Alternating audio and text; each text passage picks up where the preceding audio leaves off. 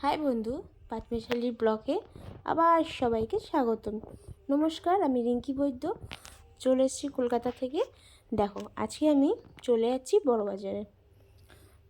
বড়বাজারে একটা শাড়ি নেবো। একটা শাড়ির জন্য ভাবছো বড়বাজার? হ্যাঁ, আমি একটা বিয়ের শাড়ি কিনতে যাচ্ছি। বিয়েটা কার পরে বলছি। এবারে মামিরাও এসছে বাড়িতে। মা আর মামিরা সব রান্নায় ব্যস্ত, ওনারা কেউ যেতে পারবে না। সো গাইস, একাই, যদি কেউ ডাক শুনে কেউ না আসে তো একলা চলো রে।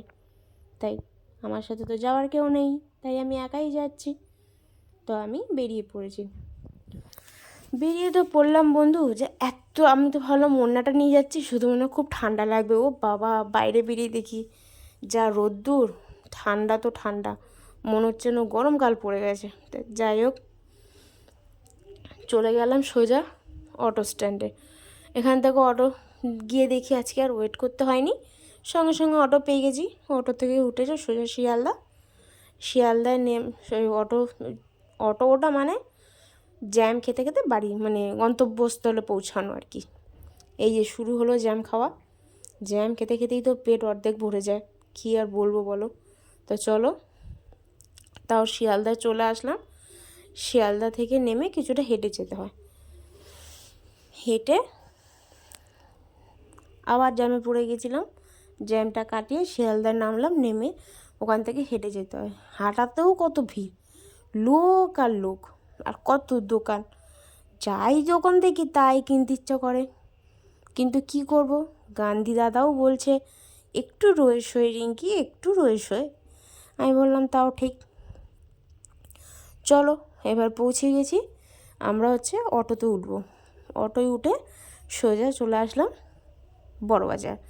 এবার যেখানে আমরা অনেক বছর ধরেই একটা দোকান থেকেই শাড়ি ফাড়ি কিনি, আমাদের চেনাশোনাও হয়ে গেছে, তা আমরা ওখান থেকেই শাড়ি কিনি। আমরা একটা দুটো কিনি না, যখন কিনি মোটামুটি 10-12টার উপরেই কেনা হয়। তা এই মুহূর্তে আজকে হঠাৎ করে প্ল্যান হলো বলে তাই একটা শাড়ি একাই কিনতে চলে গেলাম। তো এই যে দেখো ভিড়, দেখো দোকান তো দোকান, উফ, চোখ ধাঁধানো, কোনটা ছেড়ে কোনটা দেখবো। আমার তো ভাই মনে হচ্ছে দাঁড়িয়ে থেকে একটু দেখে অন্তত নেই, বিশ্বাস করো, বিয়ের গন্ধ চারিদিকে ছড়াছড়ি করছে যেন। সব খুব ভালো লাগে, যে কবারই যাই সে কবারই আমি খুব এনজয় করি। তো চলো, আমি আমার বেনারসি স্টলে যাব। আমরা রামেশ্বরা থেকে আমরা সমস্ত কিছু শাড়ি পারচেস করি, তো ওখানেই যাব। তার মধ্যে ভ্যান, সাইকেল, উফ বাপরে বাপ, মাথা খারাপ করা অবস্থা। তাও বেশ ভালো লাগছে এই শাড়িগুলো দেখে, জানো তো মেয়েদের উইক পয়েন্ট শাড়ি। তা চলো, এই আমরা ফ্লোরে উঠছি, আমাদের 3rd ফ্লোরে ছিল। উঠতে কতগুলো সিঁড়ি যে পেরিয়েছি, 3rd ফ্লোর উঠতে আমি হাঁপিয়ে গেছি। আর ভাবো, দেখো ওরা মাথায় বয়ে বয়ে কত মাল বয়ে নিয়ে যায়, নিয়ে আসে, আগো কত কষ্ট করে বলো তো ওরা। সারাটা দিন এদের এই একটা স্টল প্লাস আর শাড়ির জন্য ওপরে যেতে হয়। তা আমি রীতিমতো ওপরে পৌঁছে গেছি, আমি তো হাঁপিয়ে গেছি। আর শুধু ওদের কথা ভাবছি, ওরা কত কষ্ট করে, কত কষ্ট করলে তারপর মাস গেলে কিছু টাকা পায়। যাই হোক, আমরা এখানে নাম এন্ট্রি করে আমি ঢুকে গেলাম। আমি ঢুকে গেলাম।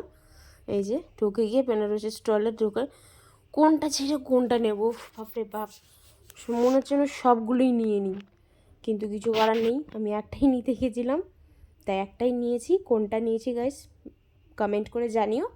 আমি একটা নিয়ে বাড়ি চলে এসেছি। ভালো লাগলে লাইক, কমেন্ট আর সাবস্ক্রাইব করে দিও।